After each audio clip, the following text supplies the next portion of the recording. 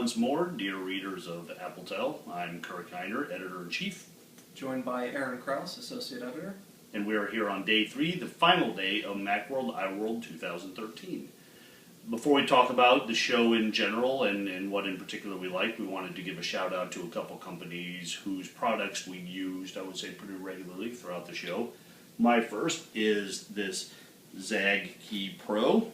It's a Bluetooth keyboard for the iPad. It's got some very handy features. It's got backlit keys, first of all.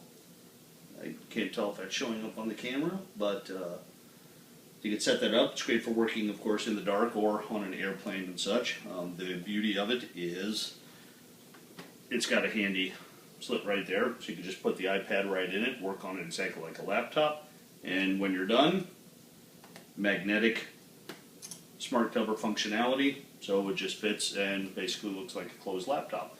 Also, you remember before I showed you the decal girl skin for the iPad on day 1. It is now on the iPad. Looks great. Aaron? So during the course of Macworld, I actually used a couple of things that some companies had set me up with. First off was Hex Bag's 15-inch iPad sleeve case. So this is a really form-fitting case. It's got basically a built-in sleeve for 15-inch MacBook Pro or MacBook Pro with Retina display, and then a couple of small pockets. Very form-fitting, but also very light, and a pretty cool design. Looks good with whatever you're wearing. Inside this bag was also my handy Sanho Hyperjuice battery. This was reviewed on Appletel a couple of months ago, I think. This thing, on a single charge, has actually let me recharge both the iPhone and the iPad simultaneously, because it's got 2 USB ports capable of putting out up to 10 watts of power, which is obviously how much you need to charge at least the first and second generation iPads. So, pretty good for when you can't find an outlet. I didn't have to be one of those folks sitting on the floor in a corner next to where I found an outlet on the show floor.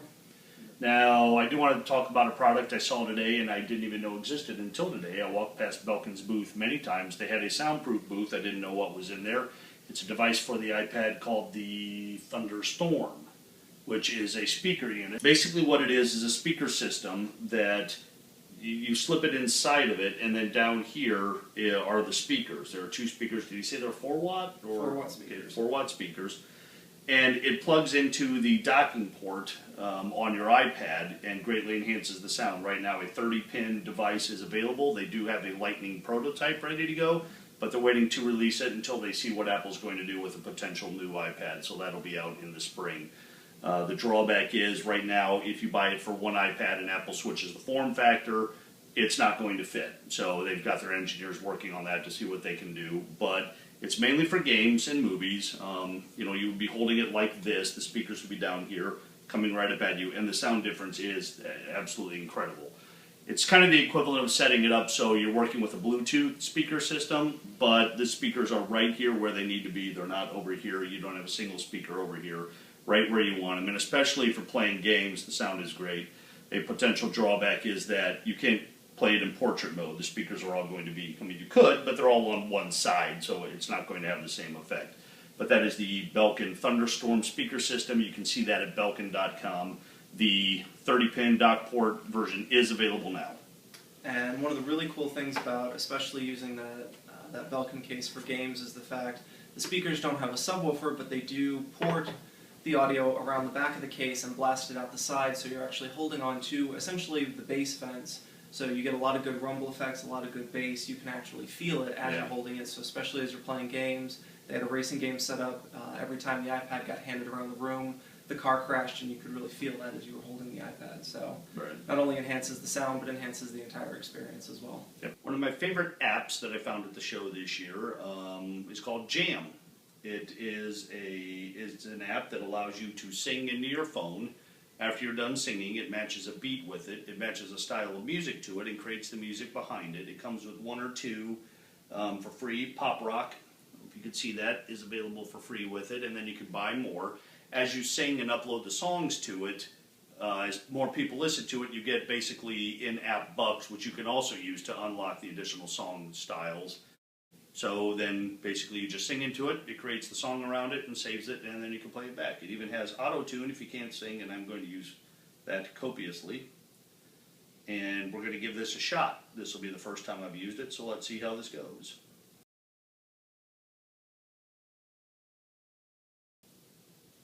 Hit finish singing. It's now recording the bass, it's recording the drums, it's recording the guitars, it's recording the keyboards. This is going very fast. Mixing my song, mastering my song, and the song is done.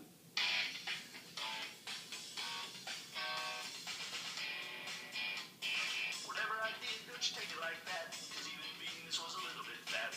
Mona Lisa never turned her head to Madonna, better left unsaid, but my bidding cry, and I go to my doom. She left me here to die, lost in Pharaoh's tomb.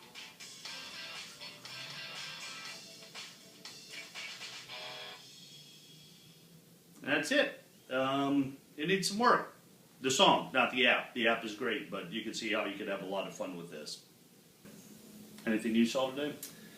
Actually, I do have one thing that surprised me about the entire show. A lot of folks have been talking the Macworld has become more of a consumer event. There were a lot of consumer technology products, but there was one thing that totally blew me away that had nothing to do with technology, and that was fake cheese. There was a company there, it's called Daiya, D-A-I-Y-A. They have a dairy-free cheese product that they were selling, or that they had a demo booth set up on the floor. Obviously, it has nothing to do with technology. The reason that they were there was really to target the kind of crowd that attends Macworld. Speaking of the show, the one thing that I do want to discuss is the overall vibe when we're there. The Macworld has gotten pretty small. Effective, there's people are excited when they're there. Especially people who are selling products were thrilled at how much product they were moving. But over the years, it's just lost its luster a bit, I would say. But, so every year I come here and I always feel like, is the show still valid? Or is the Expo still working? And then I always leave thinking it is. It just keeps changing year by year. Of course, a huge presence of iPhone skins, gadgets, accessories, cases. That's pretty much the entire focus of it now, for the most part. And I think being in the same month as CES, where obviously a lot of these same products are announced, we didn't see too many brand new products, things that were just launched. I heard as I was talking to exhibitors, we just launched this at CES, we just demoed this for the first time at CES.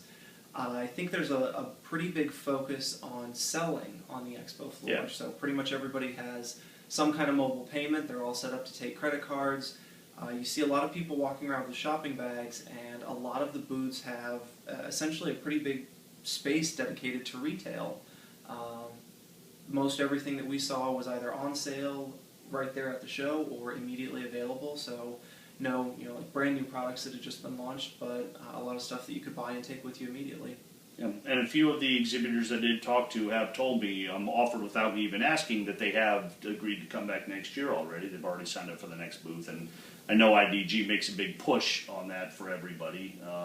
There may even be benefits to signing up now, although I'm not sure about that. But, so there are people who are planning on coming back, and we're certainly planning on coming back. It's just, people who have been here before have noticed a change, and if you haven't been here, then by all means get down here. You've got no preconceived notions, and you'll see it's a pretty good time. And if you're looking for products, pretty much everybody has at least some kind of sale. Oh yeah. Even folks like Sennheiser, who their products normally don't go on sale, they've got Macworld specials. So a lot of times you can pick up the things that you're looking for a little bit cheaper than you would any other time. And it's a fantastic way to try out products, of course, before you use it, because everyone's going to have things outside of a box. If you don't know what kind of case you want, get down here if you can, if you're in the area, because you can try anything on, see how it works, see how it looks, see how it feels, and you'll get a case that you really, really like. And I think that'll wrap it up for us. It does. It was a successful 3 days. We saw quite a bit of folks, or quite a few exhibitors. We'll definitely have some really good coverage of new products that we found over the coming days and weeks. All right. Thank you for watching. Thank you for following us this week, and stick around with Appletel. We have plenty more coverage that we haven't gotten to yet. A lot of news announcements, a lot of products we'll be reviewing, and we hope you read it. Thanks a lot.